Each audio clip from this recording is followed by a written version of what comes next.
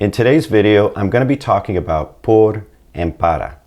These two words are both used to translate the English for, like I work for that company. Trabajo para esa compañía. Or I did it for Maria. Lo hice por Maria. These words are not interchangeable. You probably got that impression just from looking at those two examples, because I used para in the first one and por in the second one. Well, these two words are used in very specific circumstances, and that's why this topic can be a tough one for folks learning the language. Before we get into the whole por and para thing, because it's going to be a long video, I warn you, I just want to tell you a little bit about my new membership site for people who want a little more, meaning a little more than you get here on the free channel. It's called the Qroo Spanish Crew, and members get access to live events, exclusive videos and downloads, as well as access to an interactive forum to ask me and other members questions about the Spanish language. It's been a lot of fun so far. If you're interested, you can go to the URL on the screen. Now let's get into por and para. First, let's look at using them for the English for, because they mean a lot of different things, but we're just going to focus on for. One big distinction is that para expresses purpose or destination, and por cause or motive. And I know those sound very similar. You'll see what I mean, the nuances here as we go through it. I've always found it helpful to think of por as because of in situations like that. If I could stick in because of, then I know it's supposed to be por. Take a look at these two sentences, very similar except for the use of para and por. Pusieron esta valla para los conejos. Pusieron esta valla por los conejos. See, the only difference there is para in the first one and por in the second one, but the meaning's very different. If we look at that first one, they put the fence or set up the fence for the rabbits. When I see para, I'm thinking it's for their benefit. So obviously I'm thinking, okay, these are my pet rabbits, so I put up my little fencing so they wouldn't get away. Now in the second one, think of por as because of. They put up the fence or they set up the fence because of the rabbits. Sounds different, doesn't it? Now I'm thinking these are just pesky rabbits coming into the yard, and that's why I needed this fence. That's the difference there when using it as for. So when you see por in those contexts, think because of. In fact, in certain sentences, you will use por to mean because of. The English will say because of, and we're sticking in por. Juan se echó a llorar por lo que pasó ayer. Juan burst into tears because of what happened yesterday. Now, if you aren't familiar with lo que, that thing that's popped up right after por, you should really learn that one. It's like saying that which or the thing that. I have a couple of videos on it on this channel. Just have to go in the little search bar and type in lo que, and I'm sure you'll find them. Here's another example of using por for because of. Juan perdió su trabajo por su adicción. Juan lost his job because of his addiction. I know that example was a little depressing, but sometimes we don't always talk about happy things in Spanish, folks. We just can't. One area that students often struggle with is choosing between para and por with trabajar, to work for someone or for a company or so on. So take a look at these two sentences. Trabajo para mi esposa and trabajo por mi esposa. The only difference is para and por. Now that I've told you that por often means because of, are you reading these differently? In the first one, trabajo para mi esposa, I work for her. I'm some sort of employee or something.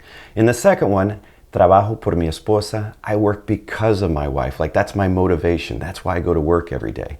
It can also mean I work on behalf of my wife. It really comes down to context, if it's that. Maybe she's sick, so I'm working for her.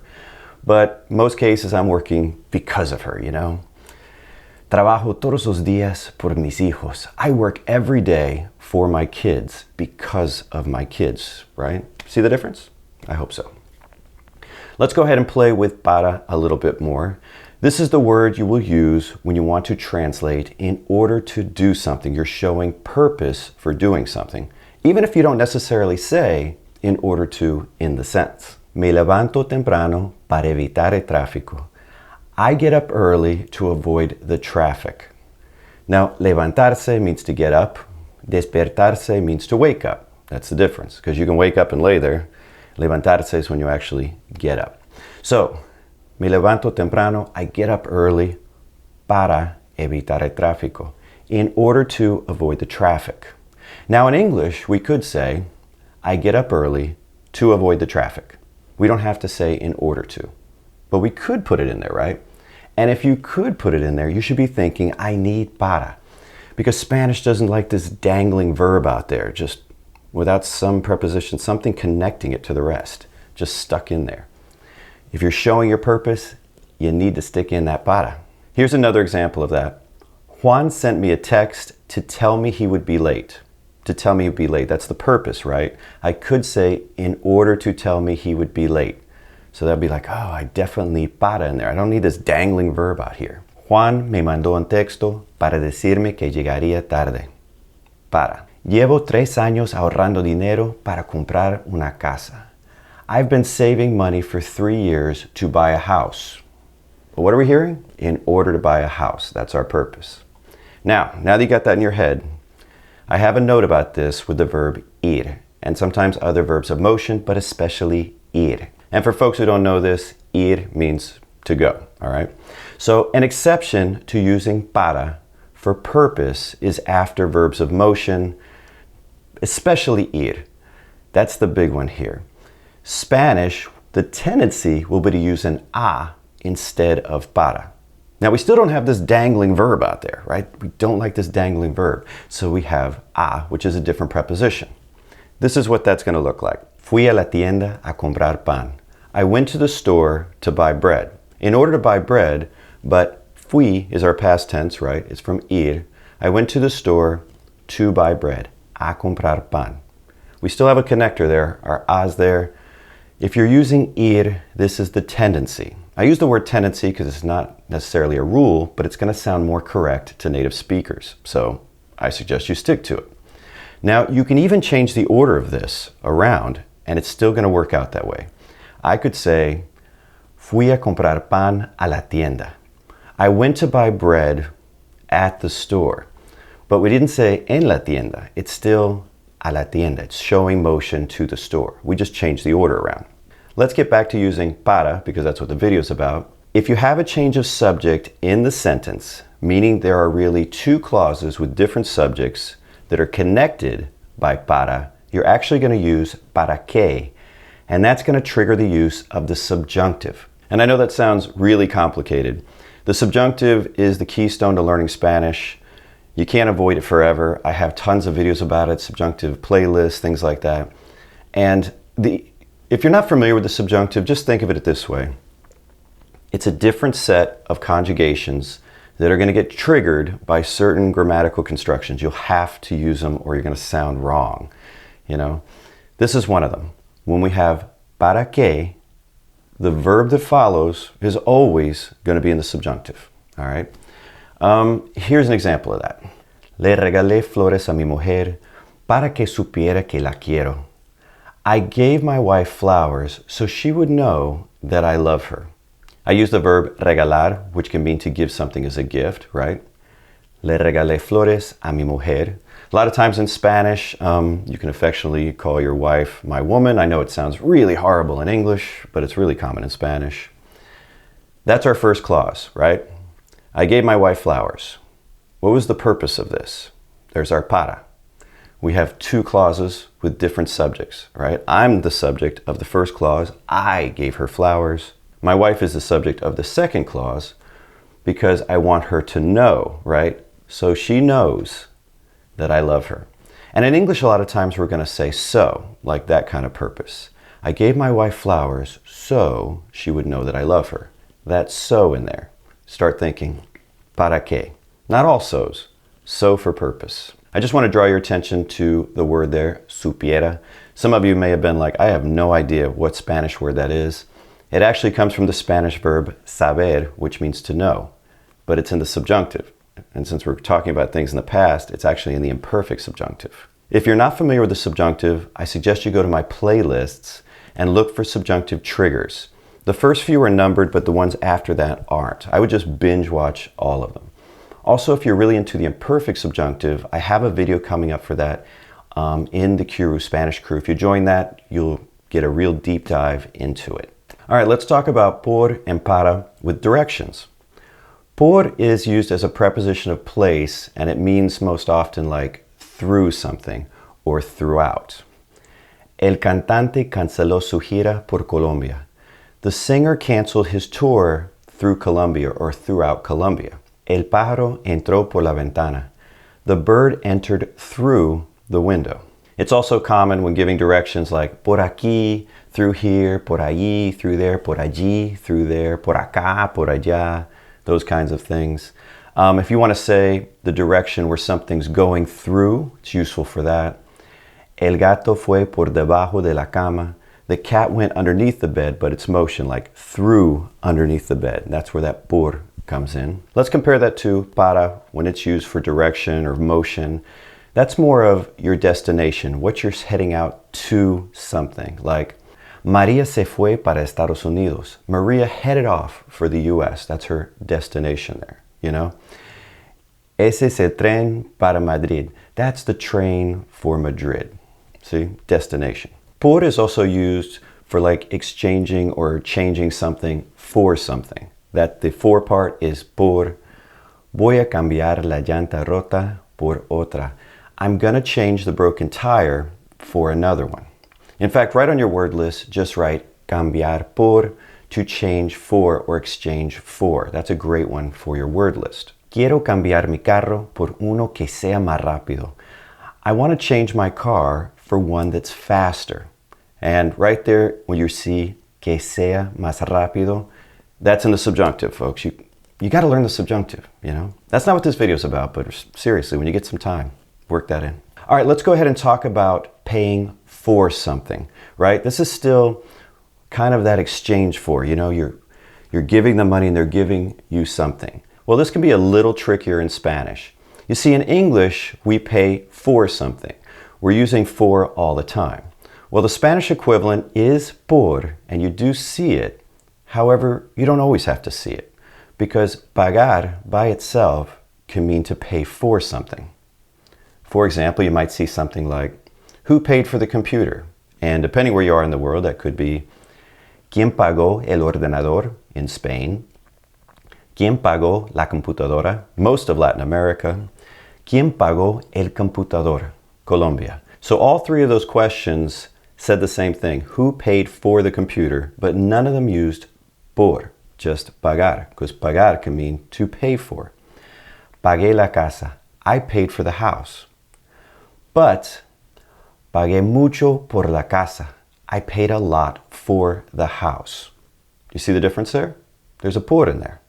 Take a look at this one. Pagué $300 por dos lámparas. I paid $300 for two lamps. You see por again. The reason por showed up again is because you have your verb, I paid, right? But I don't have the item I paid for right after it. I paid a lot, and then the house showed up. So I have to put in por again. Pagué mucho por la casa. I separated them. I didn't say I paid for two lamps. If I did, I could just say pagué dos lámparas. I said I paid $300 for two lamps. I've separated the verb from the item, so I've got to have por in there again. Pagué $300 por dos lámparas. You know, I hope they were good lamps, because that's a little outside my budget. So that's the pattern that I recommend you follow when using pagar. Saying that, you will still see and hear native speakers say things like, pagué por la comida. In certain parts, certain countries, regions, that's going to be common. You go to other areas and they'll be like, that doesn't sound as good to me. Safest thing to do is just follow the pattern I just showed you. And then if you're in a particular region or country, listen to what native speakers are saying and then tweak your Spanish to fit that. Let's talk about using por and para with time. Por can mean for when saying how long you've done something for. Ella me dijo que ellos hablaron por 3 horas. She told me that they talked for 3 hours. Por is pretty useful for that. I use it a lot. I will tell you that with longer periods of time, you'll often see durante used instead of por. Vivimos en México durante 8 años. We lived in Mexico for 8 years. Just something to keep in mind. Para is useful when expressing due dates, meaning by a certain date. When you see by a certain date or something like that in English, you can think para. Necesito el informe para el viernes. I need the report by Friday. Now you could always use antes de too, like before Friday. Necesito el informe antes del viernes, but that could mean I need it on Thursday, right? So para might be safe then. Or you could just say el viernes. Necesito el informe el viernes. I need it Friday. So just subtle differences there. Por is used with the verb ser, to be, to express the passive voice in Spanish. There's a few ways to do passive voice in Spanish. This is just one of the ways. It's very similar to English. La ciudad fue construida por los españoles en 1492. The city was constructed by Spaniards, or by the Spanish, in 1492. This construction is ser plus past participle plus por. This is how this combo works. I'm going to do a video lesson just about that and kind of show you how that usage of the passive works with other usages of the passive in Spanish, so you'll use the correct one. That's a pretty big topic, actually. The next category I want to talk about is that there are certain verbs that are used with por. That is their preposition of choice. You're going to see it with por all the time, and you'll just have to kind of learn them that way. And I'm not going to go through all of them, but here's an example. Preguntar por algo, to ask for something. Fui a la recepción a preguntar por la llave de mi habitación. I went to reception to ask for my room key. Now you may have noticed that I didn't say para preguntar por la llave. I said a preguntar por la llave. Why? Because we're talking about our verb of motion, ir, and that's our tendency in Spanish, right? Fui a la recepción. I went to reception. Not para, a preguntar por la llave de la habitación. See, it's all patterns, folks. Speaking Spanish is about learning these small patterns and then just repeating these patterns and using these patterns to create your own sentences. You know, say what you want to say. You won't sound like a parrot. You'll actually be able to, express yourself in this new language. Although it is important to learn verbs with their prepositions, if you have a verb that you would expect there to be a preposition, it's also good to note that on your word list. A good example is the verb pedir, which also means to ask for, but all by itself. It won't be used with por. ¿Le pediste la cuenta a la mesera? Did you ask the waitress for the check? It just means to ask for. So on my word list, I'd have preguntar por means to ask for. Pedir means to ask for. And I might make a little note that said no extra preposition or something just to remind me. Another verb that falls into that category of you would think that it needs a preposition, but it doesn't, is buscar, which means to look for. That verb by itself means to look for. You don't drop in a por, okay? Estoy buscando los zapatos. I'm looking for my shoes or the shoes, okay? I don't say estoy buscando por something. No por in there. Buscar means to look for. Put on your word list that way, folks. There's a pretty decent sized list of verbs that work with por. I'll just dedicate a separate video to that so you can just learn them together that way. And let's jump into the next section. You know what? We haven't talked about para in a while, so let's throw in a common usage here. For me, for you, para mí, para ti. Super useful when ordering food if there's more than one of you and you're going to do all the ordering. Para mí, una ensalada César. For me, a Caesar salad. Para mi amigo, una hamburguesa. For my friend, a hamburger. Along the same lines of thinking here, think of para when you want to express the benefit or the effect of something, right, on something else. How does it affect that person or that thing? Fumar es perjudicial para la salud. Smoking is bad for your health. Like, that's the effect. That's who it's affecting. Para la salud, for the health. Or you could say, fumar es perjudicial para ti. Smoking is bad for you. That type of for. This video is already getting pretty long, isn't it? And that's because por and para are just used in so many different ways throughout the Spanish language, and I haven't even covered them all. I know, you're probably like, that's gotta be it, right, Paul? No, I haven't covered them all. However, I do think I've hit the big ones, at least enough that you can get a good grasp on this, start using por and para in some of the most common situations. That's what I'm hoping anyway. If you enjoyed the video, just do me a favor, remember to give it a thumbs up, and until next time, hasta luego.